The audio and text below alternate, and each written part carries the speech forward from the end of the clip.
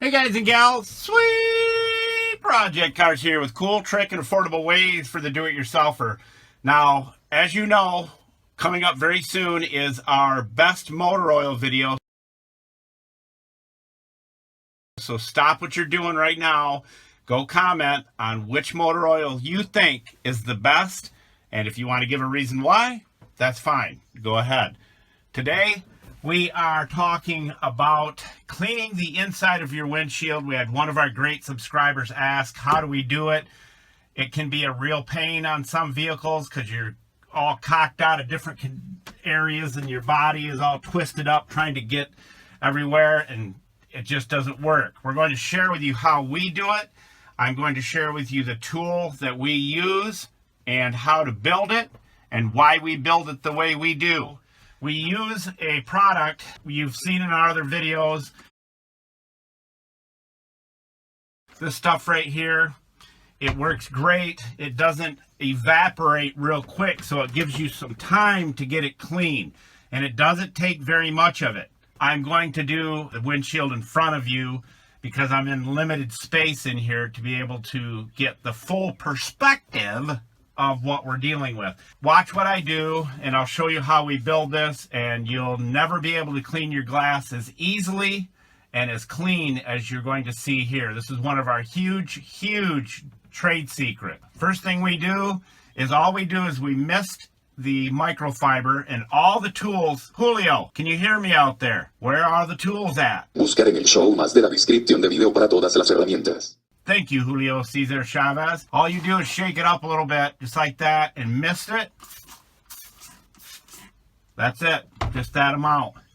Take your special tool, and you start at the top, and there's a screw on here you can tighten up so you can get it really tight.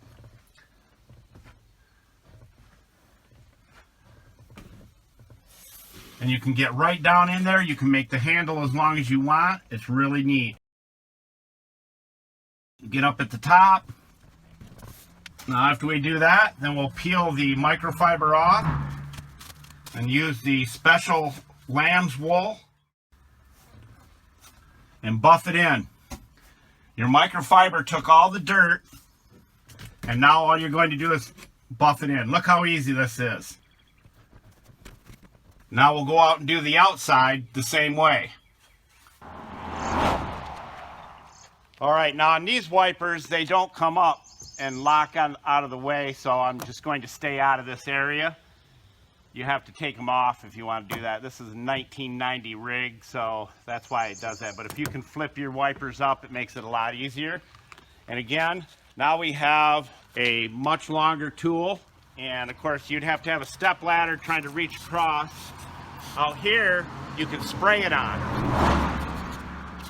Just like that. Then you peel your microfiber off. Again, trying to beat the rain. It's doing nothing but raining here in Michigan. Getting to be a real pain. But there's how dirty it is, if you can see that. Now you can make a few of these up so you don't have to keep changing them. Then all you do is take your lamb's wool and go over it just like this.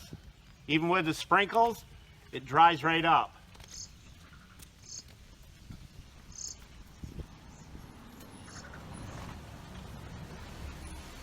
Nuts.